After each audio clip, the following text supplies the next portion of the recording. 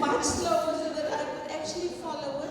And one thing that you added that we didn't have on the night was that you came down the stage and remember we said you can cut it up and make it smaller. I love that we brought something here that we could see. Otherwise you had to have a big image. It just so happens that while we're looking at that, you should actually give us a little time also to have a look at it. Otherwise, when you were starting to speak, we were still absorbing what was in front of us here. I do not know if this is allowed. I'm not into the content, I'm just into the presentation. You are more, you're a lot left. Yeah. You spoke clearly. I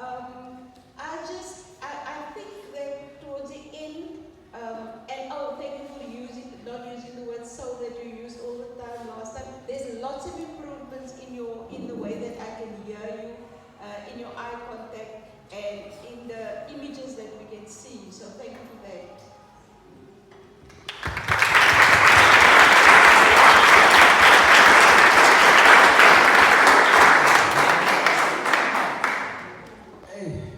Becomes a bit difficult to involve you guys. But what I can say is a great improvement from the previous presentation in terms of confidence and also being clear and not speaking too fast. Anything else that's in the information, I'm thinking the archaeologists will help us in that type of feedback. But all in all, yeah, I think I'm happy on my side.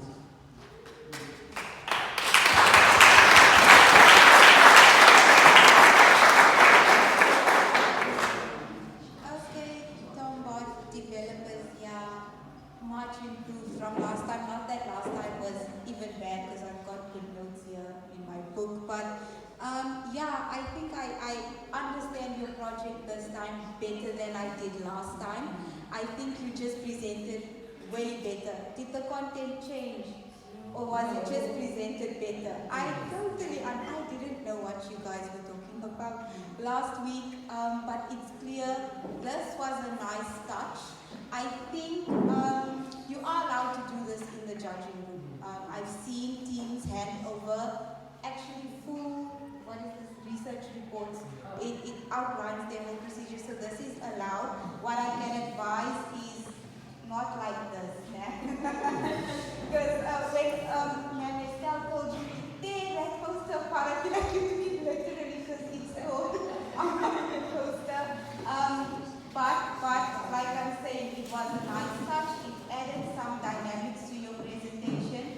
It was an engaging presentation. Everyone spoke well. Everyone spoke clearly. I think when it actually comes to your tool, I'm also going to leave it to Vanessa to comment on. But yeah, I think much clearer. No judge should be confused about what this project is at least about. Just from your explanation, it's now just about the viability of your idea. And I think you have to go check whether this chip exists.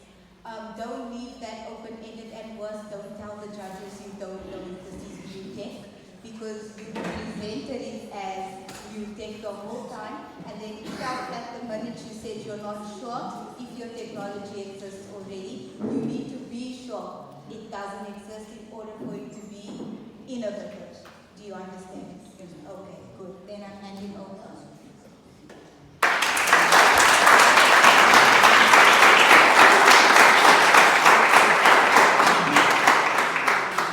Okay, so that was actually a really good presentation.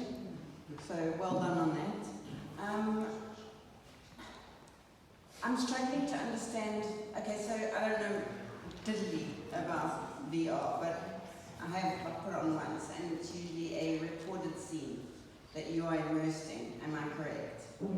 So how is, I see you having little like VR meetings, and honestly, as somebody that's sat in their fair share of a Teams meeting, everyone puts their camera off because no one wants to see anyone else. So, but is it the idea that you put the VR and then you walk through a site and then someone can see what you see? Do you walk through the site with your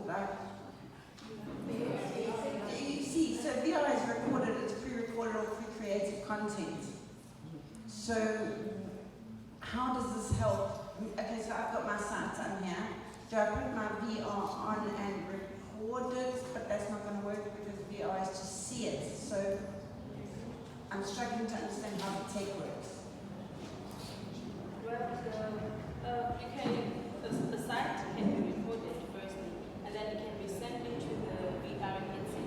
So when someone else uses the VR headset, they can actually see the site as a 3D hologram using the VR headset. Okay, so so when they record now, like they can do 3D scanning in a cave, for example, Blombo's cave or something, and they've got some really cool 3D like look-arounds of that cave.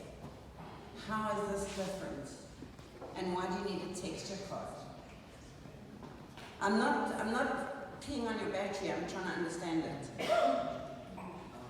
need the texture card because sometimes the 3D scenes can be like the texture card can make it clear so that they can be able to see everything that is going on in the environment. Okay, but surely that's the blurriness is a result of bad recording or crappy cameras. It is sometimes when the 3D scenes are low quality, they can. Okay, so if they just recorded them in better quality, then you would have a better quality image. You don't need a texture card specifically. So I don't understand the tech, but to me it's like a graphics card. That's what makes your texture good, or the side, what you call it with the camera, how many pixels of it? Resolution. Yeah. So that is a texture card for rendering it is not necessarily going to help if you have a horrible recording in the first place. So it's a great idea. I thought you were talking about some sort of social media or collaborative online platform, and I was like, okay, that's actually not a bad idea. And then it morphed into what I wasn't expecting, which was, I'm just not clear. As somebody's heard it for the first time, you guys have obviously heard this process. What exactly?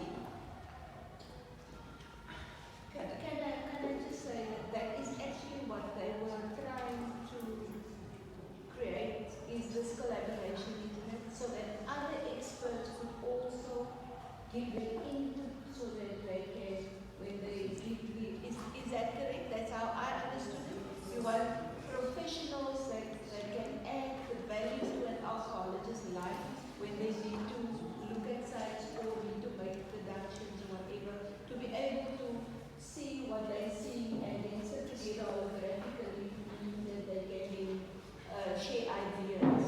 Because I still remember I gave you the example of why don't you go the route of associations, because all professional people have associations, is that correct? And then you add some sort of app or platform so that people can more easily exchange ideas. So that content part didn't come out clearly towards the end. But I think that was part of your problem, isn't it? That you wanted to solve so that you could add value and community, and communities can benefit from Okay, so there is an association of South African, Association of Association of South African Professional Archaeologists, okay, but it's just archaeologists. And then we kind of network. We have a WhatsApp and Facebook group on African, so from all over Africa, maritime archaeology people. We have various Facebook groups. So there isn't one platform. There's LinkedIn. There's all sorts of things, and it takes a lifetime to build up a network of people. So if I need something about geology, I've got some geologist friends on Facebook, or I just throw it out into Facebook and ask everybody. So a central collaborative database for South Africa starting off, because the SAPA started out as a South African association, and it's now Southern Africa, and now it's Africa. So some sort of collaborative thing that you could bring this into would be more useful, in my opinion, than a texture card, which seems to be, I think the idea of bringing using tech to bring people in together of different things would be more useful. Because I started off, okay, this is a cool idea, and then I was like, huh? What happened? So I need you to think about it. So this could be something that gets brought into that, but your primary focus should be the collaborative network.